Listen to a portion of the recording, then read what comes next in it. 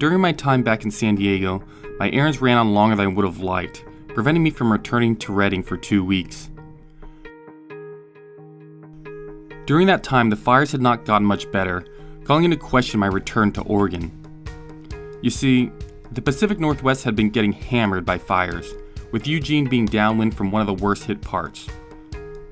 With much of my work equipment back at the co-working space in Eugene, this made work a bit of a challenge, and made me antsy to get back as soon as possible. I toyed with the idea of quickly grabbing my stuff in Eugene and heading northeast to Bozeman, Montana, skipping some of Oregon and the Washington leg of my trip. But when on my way north from Redding to Eugene, I passed through some areas that had been devastated by the fires. As I got further north, the smoke became unbearable. The smoke is already so heavy, it's disgusting. There's no way I'd be able to live in this. Even if your hotel and car have a filter, like my car has a filter like a normal car filter, and it's just disgusting. It's gross. So I'm not even in the worst part. Eugene's supposed to be much worse than where I am. I'm in Ashland, like 2 hours south. So I'm gonna head back to Redding. I found a random spot to park up in the hills and sleep at night, and got a good feel for the local wildlife. During all this time, I had been to the DMV once to get my car registered, but wasn't able to complete the process. Go figure, this would end up being a big mistake later on. After a couple days, and having watched the weather forecast like a hawk, Oregon finally received a good amount of rain, and I was notified by the co-working space that the air quality had cleared up. After weeks of delays, my road trip was finally back on track. As expected, as I drove north, I encountered rain. Lots of it. As a San Diegan, I had to be careful to watch my speed while driving, because we tend to be unfamiliar with how to drive in rain. As I arrived in Eugene, I was greeted by a nice, big, double rainbow, as if it were signifying the continuation of my trip. With the downpour I had just driven through, I was really feeling like I was getting the full Oregon experience. Alright, so I just got back to Eugene, Oregon yesterday, and I think a lot of the wildfires have been extinguished by the recent rains. Now, I've heard a lot about Bend, Oregon. Apparently there's a lot of outdoor stuff to do there. I don't know much of the details, but I think I'm going to head there. It's about 90 miles east of Eugene, where I'm at right now. I know there were some major wildfires there during this last week or so, but I believe the rain has probably extinguished them. But as we get closer, we'll get a better idea. The forecast looks like it's supposed to be sunny, a little sunny today, but then definitely sunny tomorrow. So most likely I will spend the night in Bend, Oregon, which should give me enough time to be able to kind of take in everything that the town has to offer. In the afternoon of Saturday, September 19th, I arrived to Bend, Oregon, and, as is my habit, found the closest hill to climb to get the lay of the land. Pilot Butte, a small extinct volcano located in the middle of town, was the obvious choice, so I made the short hike up the hill.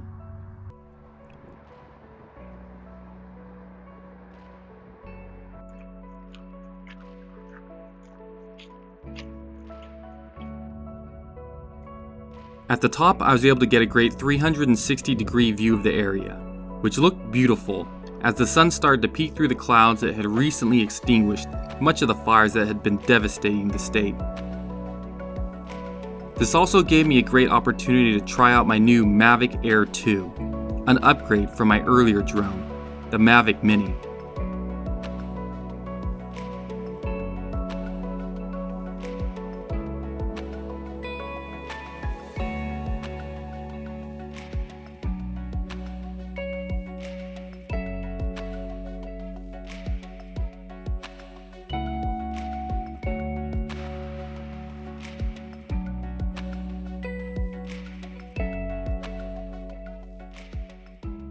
As evening started to approach, I decided to check out one of the many local breweries.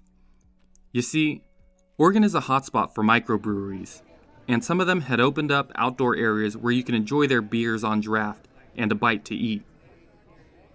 I had a feeling I might start growing a beer belly on this road trip, Got any recommendations on where I should go? If you're heading east, northern Idaho is super cool. Yeah. All the way like from Coeur d'Alene up. Right. And from there, basically they're at the border. Isn't Glacier up there somewhere? That's in Montana. Okay. After getting my fill, I decided to head out to Smith Rock State Park, where I'd be hiking in the morning. I awoke fairly early and before most of the crowd, and decided it was time to get going. The main trail for Smith Rock State Park is a path called Misery Ridge Trail, which goes up one side of a rock formation, then back down the other side. To this day, I'm not entirely sure why it was called Misery Ridge, but based on the name, I can only assume the ridge was formed from the compacted bones of Oregon Trail pioneers attempting to live a better life out west. Alright, maybe not, since the rock formation, like many in the area, was actually created from volcanic activity and subsequent river erosion. Still, don't let the name fool you, because up to this point, this park may have been the most picturesque I'd seen on the trip. Inside, you can see the aptly named Crooked River winding its way around the rock formation. Did you hear that? The Crooked River is located outside of Bend. In case you couldn't figure it out, their rivers don't run very straight around here. The hike itself is somewhat steep, but not too bad since the trail is well developed.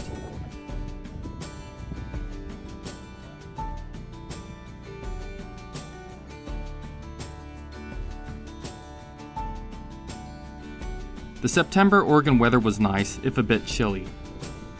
Certain vantage points give off a very serious Oregon Trail vibe. I almost felt like I had inserted my floppy into my Apple IIe and was living the game. All I was missing was some hunting gear, a couple of dead children, and a bad case of cholera. Apparently, the area was an attraction for early rock climbers, who could still be seen frequenting the park.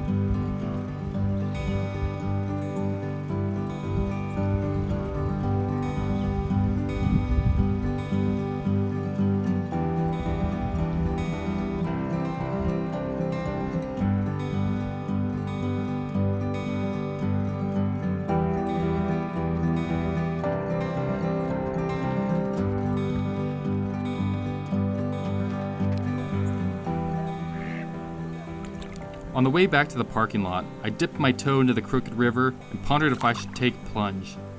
It was cold, and I didn't think the morning air would be very accommodating.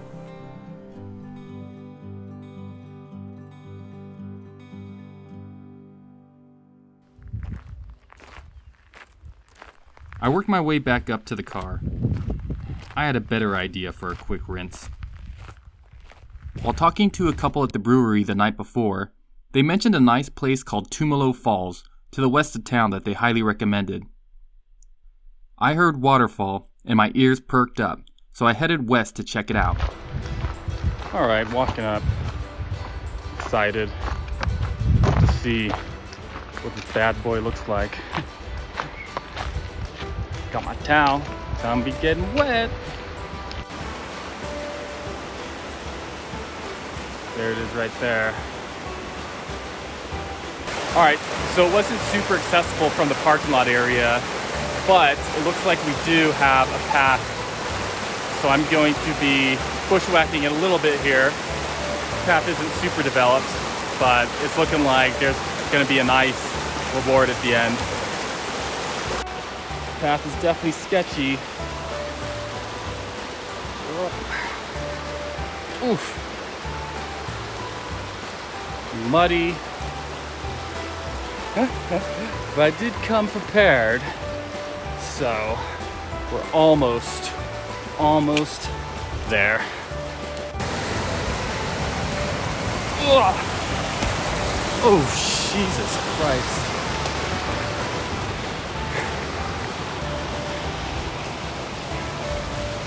Oh, almost there.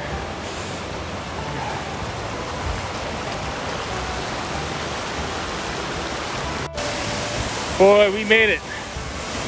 Ah.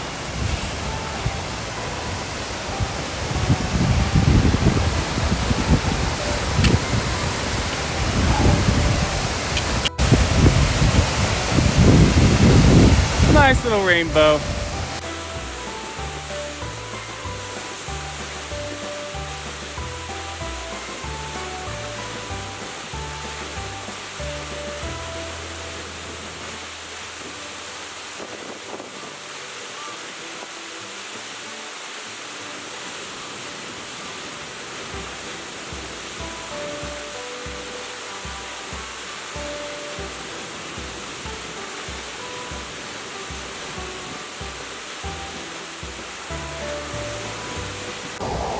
Well, that was remarkably cold, definitely worth it.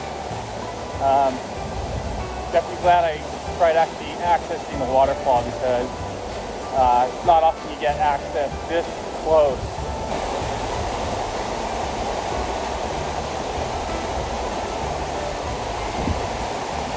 I mean, that's amazing.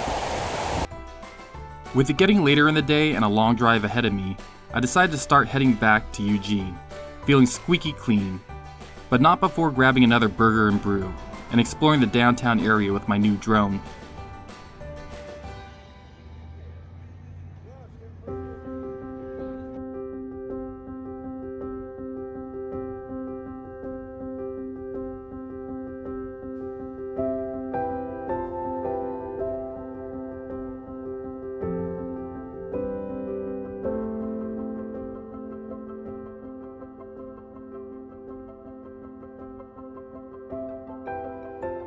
I tried to check out the High Desert Museum, but got there just after closing time. Luckily, I was able to check out the nearby Lava Butte, a small little cinder cone volcano that erupted some 7,000 years ago. The natives in the area may have witnessed its eruption, although today it lies dormant.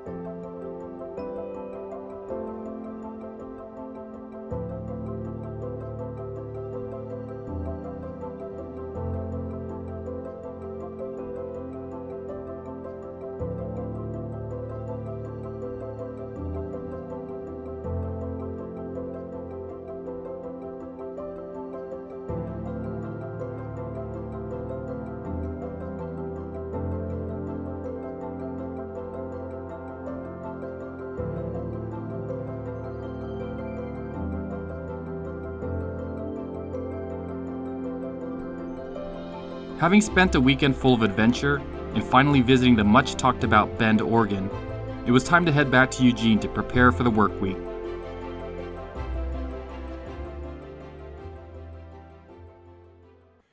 Hey guys, thanks for watching. If you like this episode, please hit that like button and share it on social media. And if you want to see what I'm up to on my next adventure, hit that subscribe button and you'll be notified. Thanks.